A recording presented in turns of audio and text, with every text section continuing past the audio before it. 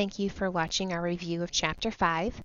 I'm sure Mr. Kohlinger has told you, as well as I have, that this test is going to be a combination of both adding and subtracting fractions, which we were tested on last week, and multiplying and dividing fractions, which is our new material. So you're going to have to be able to use both parts. Remember, you get to use your notes, so make sure you read through and understand your notes before you begin taking this test, so you have a clear understanding of how adding and subtracting is different than multiplying and dividing. So with adding and subtracting fractions, you have to remember to get a common denominator. So you're looking for an LCD. So the LCD of 9 and 3 is a common multiple. Well, the common multiple of 9 and 3 is 9. So I'm going to leave 4/9 the same and change 1/3. So I can change 1/3 by multiplying them both by 3, and the reason I multiply them both by 3 because I want my denominator to be 9. 3 times 3 is 9. 1 times 3 is 3. And now I'm going to subtract 4/9 minus 3/9. Remember, with addition and subtraction, the whole point of getting that common denominator is that I'm representing the same whole. So you do not add or subtract the denominator. And I take 4 minus 3, which is 1. It's in simplest form, and I'm done. 1/9. 2/7 plus 1/2. Once again, I need to find my LCD.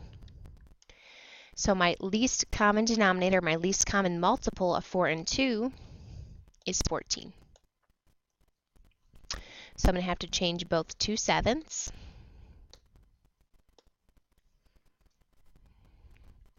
to a fraction with 14 as a denominator, as well as 1/2. And then we are going to add. So 7 times 2 is 14, so I'm going to multiply my 2 times 2, which is 4.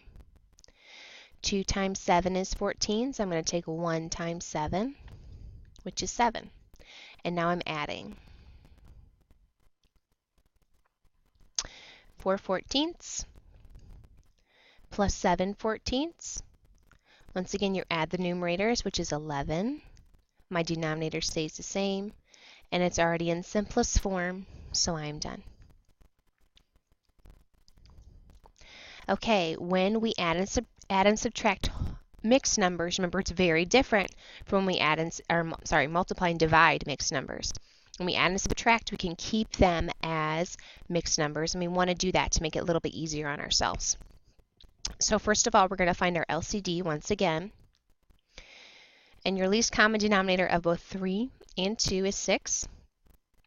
So I'm going to change both of these to denominators of 6. Okay, keep that whole number within that problem. So 1/2, once again, I'm going to change it to a denominator of 6. So 3 times 2 is 6, so I'm going to take 2 times 2, which is 4. 2 times 3 is 6, so I take 1 times 3, which is 3. And now I'm adding. So I get 3 and 4, 6, plus 1 and 3, 6. I'm going to add my fractions first. 4/6 plus 3/6 is 7/6, which I know is an improper fraction, so I want to write it as a mixed number, which is 1 and 1/6. And now I'm going to take my 3 and my 1, which 3 plus 1 is 4, and add it to my 1 and 1/6. So 4 plus 1 is 5, and I keep my 1/6 as part of my mixed number. 5 and 1/6. Okay, now I'm going to subtract. So once again, I want to find a common denominator of 3 and 6, and that would be 6. I'm going to keep this fraction the same and change 8 and 1/3 to a mixed number with 6 as the denominator. So if I take 3 times 2, I can do the same to the numerator, and I would get 2. So I have 8 and 2/6 minus 3 and 5/6. So now you see that you're going to run into a problem. I can't take 2/6 minus 5/6, so I have to borrow. So my 8 becomes a 7, and the one that I take away is my 6/6, and I'm going to add that to 2 sixths. So this becomes 7. 6 plus 2 is 8. 6. Okay, that's how you borrow. We chose the 6 over 6 because my denominator, my common denominator in this problem is 6. So now I'm going to subtract my fractions. So 8 sixths times 5 sixths is 3 sixths. 7 minus 3 is 4, and I'm going to reduce. If I divide these both by 3, I would get 4 and 1/2, and that is my solution. So make sure you have a clear understanding of how to borrow. If you don't, you're going to watch it again. Okay, that's how we learn, as we keep looking at those problems that we don't understand, try to get a better and clearer understanding of the problem. Now we're on to multiplication. When we multiply, you do not get a common denominator, but you do cross-reduce. And I do want you to try to do that whenever possible. So for 2/3 times 3/8, we know we can cross-reduce by 3, making this 1 and 1. I can cross-reduce my 2 and my 8 by dividing by 2, which would make this 1 and 4. Then when I multiply across, it's taking away some of that simplifying. So 1 times 1 is 1. 1 times 4. Get rid of that. Is 4. And that's already in simplest form. And there's my solution. Okay? So no need for common denominators. When I have a mixed number within my problem, I'm going to change it to an improper. So I have 9 times 2, which is 18, plus 4, which is 22 ninths. Okay? And it's going to be times 4 11ths, because this is not a mixed number, so we're going to keep it as it is. And then when you get to this point, we're going to try to cross-reduce again, just to make it a little bit easier on ourselves. So I can't cross-reduce my 9 and my 4. Nothing can divide into them other than 1. But I can cross-reduce my 22 and 11. I can divide them by 11, making those numbers a lot smaller. And very helpful to us. So 22 divided by 11 is 2. 11 divided by 11 is 1. And now I'm going to multiply across. So 2 times 4 is 8. 9 times 1 is 9. Okay, I cannot simplify this, and my answer is 8 ninths. Okay, now I have a double mixed number. So once again, I'm going to take 2 times 5, which is 10, plus 1 to get 11 halves, times 3 times 4 is 12, plus 1 is 13 thirds. Well, within this problem, we cannot cross-reduce. So we're going to multiply across. So over here, I'm going to do 11 times 13. So 1 times 3 is 3. 1 times 3 is 3. Add a 0. 1 times 1 is 1. 1 times 1 is 1. So I get 143 on the top. And then 2 times 3 is 6. So I'm going to change this to my mixed number. 6 goes into 14 2 times. 6 goes into 23 3 times. And it has a remainder of 5. So it's going to be 23 and 5/6. Make sure you know how to change your impropers to mixed numbers and your mixed numbers to impropers. Division. Now with division, remember you keep the first fraction the same. So I keep that as 5/12. Division turns into multiplication.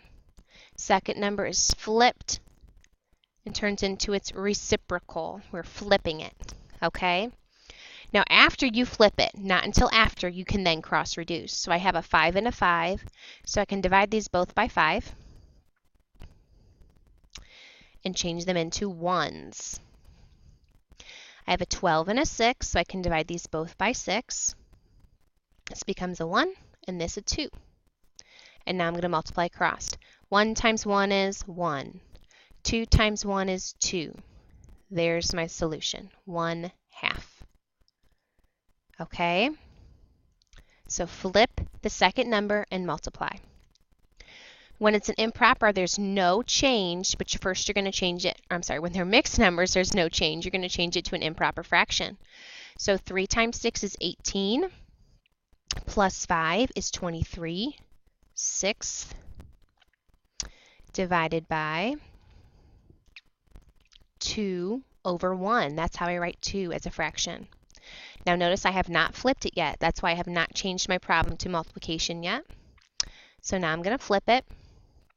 I can't cross reduce, so I'm going to multiply across. 23 is my numerator. 12 is the denominator. 12 goes into 23 one whole time with a remainder of 11. So 1 and 11/12 is my answer. Okay, flip and multiply. Same deal here. Now I just have two mixed numbers. So I take 3 times 1, which is 3, plus 2 is 5/3, divided by 4 times 1 is 4, plus 1, this is 5/4. Remember, I have not changed it yet to multiplication. So now, after I've changed them to impropers, now I'm going to flip and multiply. Okay, take your time and make sure you're writing all of this out so you're not confusing yourself later. So I'm going to cross divide my 5s by 5 and change them into 1s. I can't cross reduce 3 and 4, so now I'm going to multiply across. 1 times 4 is 4. 3 times 1 is 3. Okay. 3 goes into 4 one whole time with a remainder of 1. Keep my denominator. And there's my answer, 1 1/3.